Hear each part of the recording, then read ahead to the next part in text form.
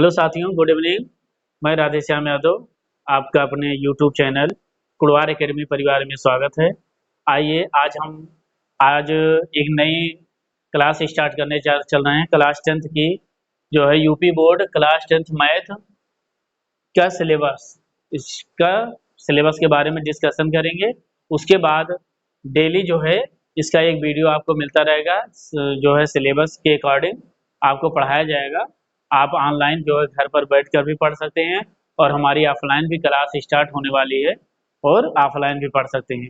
तो आइए आज हम जो है UP board class 10th math की जो सिलेबस है उसके बारे में डिस्कशन करेंगे। सेशन 2025-26 में जो भी प्रीवियस ईयर क्वेश्चन होंगे उनको भी साथ में कराया जाएगा और आने वाले संभावित जो क्वेश्चन होंगे उनको भी कराया जाएगा। उसके बाद जो है आपको पीडीएफ नोट्स वगैरह इसमें सब मिलेंगे और जो क्लास एनसीईआरटी बुक की जो मैथ के क्वेश्चन होंगे उनको भी कराया जाएगा।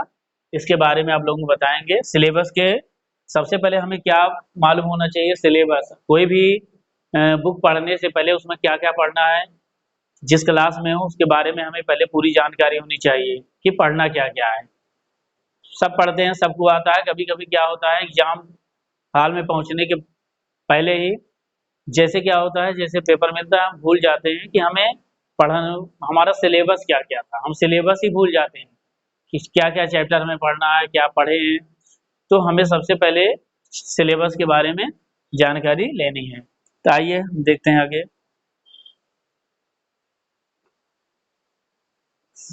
सिलेबस ये सामने दे रखा है। सबसे पहले क्या है, संख्या पद्धति, नंबर सिस्टम। सबसे पहले क्या है, संख्या पद्धति हम देखेंगे। नंबर सिस्टम संख्या पद्धति में ये 5 सामने दे रखा है, 5। ये मतलब क्या है, संख्या पद्धति से नंबर सिस्टम से 5 से 6 क्वेश्चन 7 क्वेश्चन आते हैं। कभी कभी क्या होता है बोर्ड जो है कभी 5 क्वेश्चन दे सकता है, 4 दे सकता है। ये 19-20 होता रहता है। तो यहाँ हम देखेंगे अभी ये संभावित क्या है, 5 क्वेश्चन आते हैं नंबर सिस्टम से।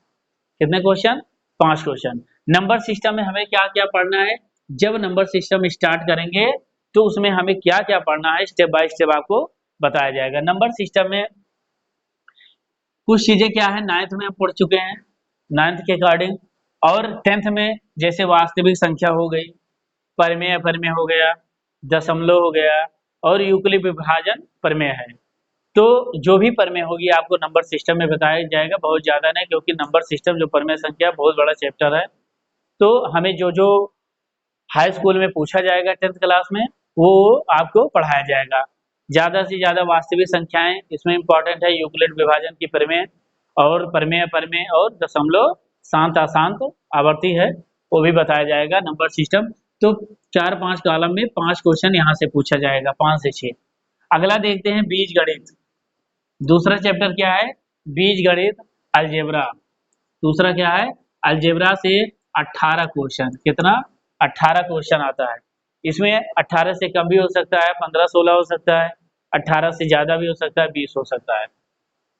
बीज गणित में भी बहुत सारे हैं, जैसे बीज गणित में बहुपद पढ़ेंगे, बहुपद आ सकता है, ठीक, पॉलिनोमियल। उसके बाद 2 चर में रैखिक समीकरण, 1 चर में रैखिक समीकरण, द्विघात समीकरण, समांतर श्रेणी, ये सब क्या है बीज गणित में आ सकती हैं, आ जाती हैं। तो जब हम बीज गणित का चैप्टर स्टार्ट करेंगे तो उसमें आप लोगों को बताया जाएगा क्या क्या हम पढ़ेंगे, तभी हम इसमें जानेंगे हमारे सिलेबस में पूछा क्या जाता है। अगला तीसरा आता है निर्देशांक ज्यामिति। निर्देशांक ज्यामिति, कोऑर्डिनेट ज्योमेट्री। कोऑर्डिनेट ज्योमेट्री से 5 क्वेश्चन पूछे जाते हैं। कोऑर्डिनेट ज्योमेट्री से 5 क्वेश्चन पूछे जाते हैं। यहाँ भी हम क्या सकते हैं, 5 भी पूछे जा सकते हैं, 5 से 6 भी हो सकता है और 5 से कम भी हो सकता है। लेकिन अभी क्या है जो ज्यादातर 5 क्वेश्चन आए हैं। अगला आप देखेंगे ज्यामिति। अगला क्या है, ज्यामिति। ज्यामिति से कितने क्वेश्चन दे रखा है, ज्यामिति से 12 क्वेश्चन। ज्यामिति से 12 क्वेश्चन दे रखा है। ज्यामिति में भी क्या है, हमें क्या पढ़ना है, त्रिभुज रचना, 2 वृत्तों से संबंधित जो रचनाएं की जाएंगी पृष्ठीय क्षेत्रफल, और भी सारे ज्यामिति से क्वेश्चन हैं। ये ज्यामिति से भी ज्यादा पूछा जाता है, 12 क्वेश्चन आते हैं। ठीक, यहाँ भी 12 से 15 भी हो सकता है, 12 से 10 भी हो सकता है। अगला क्या है, पांचवा त्रिकोणमिति। त्रिकोणमिति से ट्रिग्नोमेट्री जिसे बोलते हैं, क्या बोलते हैं, ट्रिग्नोमेट्री। यहाँ से भी 10 क्वेश्चन पूछे जाएंगे। कितने, 10 क्वेश्चन ट्रिग्नोमेट्री से। ट्रिग्नोमेट्री में भी 2 पार्ट है, उसमें भी आप लोगों को जब पढ़ाएंगे तो उसके आगे हम बताएंगे क्या क्या पढ़ना है। अगला आता है छठा, क्षेत्र मिति, मेंसुरेशन। मेंसुरेशन से भी काफी क्वेश्चन आते हैं। यहाँ मेंसुरेशन भी आपको बहुत अच्छे तरीके से पढ़ाया जाएगा, बताया जाएगा। क्षेत्र मिति में ये भी 10 क्वेश्चन, यहाँ भी 10 से 12 भी हो सकता है, 12 से कम 10 भी हो सकता है। ठीक, यहाँ हम देखेंगे। अगला क्या है, 7वां है सांख्यिकी।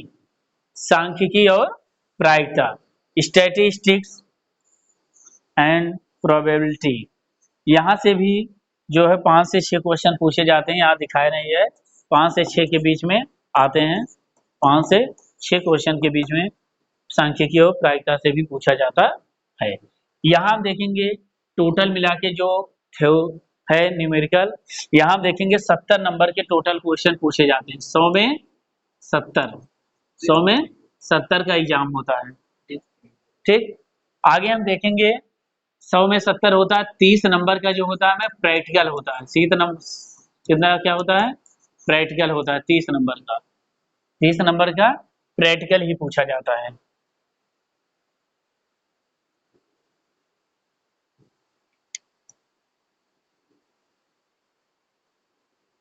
यहाँ हम देखेंगे 30 नंबर का जो पूछा जाता है प्रैक्टिकल पूछा जाता है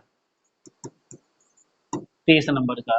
तो 70 होता है हमारा एग्जाम और 30 क्या है प्रैक्टिकल। टोटल क्या हो जाते हैं, 100। टोटल क्वेश्चन 100 हो जाते हैं। 100 नंबर का होता है। 70 नंबर का जो है हमारा एग्जाम हो जाएगा। 70 नंबर इसी में संख्या पद्धति, बीजगणित, निर्देशांक ज्यामिति, ज्यामिति, त्रिकोणमिति, क्षेत्रमिति और सांख्यिकी और प्रायिकता से ही पूछे जाते हैं। और 30 नंबर का स्कूल से हमारे प्रैक्टिकल होता है, स्कूल वाले टीचर देते हैं। ठीक, तो यहाँ हम देखेंगे सिलेबस के अकॉर्डिंग हमें पढ़ना है। सबसे पहले जो भी चैप्टर स्टार्ट करेंगे, हमें सबसे पहले यहाँ को स्टार्ट करेंगे। अगर हमें देखना है पास मार्किंग, पास मार्किंग की बात करें तो 70 में हमें कितना नंबर लाना होता है, 23 नंबर अगर हम ले आते हैं तो पास मार्किंग हम पास हो जाते हैं। 23 नंबर हमें लाना, तो हमें सबसे पहले अगर हमें पास ही होना है, पास होने से कोई नहीं रोक सकता, अगर हमें पास होना है तो सबसे पहले अगर हम देखा जाए निर्देशांक अलजेब्रा, बीज गणित से हमें 18 क्वेश्चन पूछा जाता है। बीज गणित से 18 क्वेश्चन पूछा जाता है। अगर हम देखें तो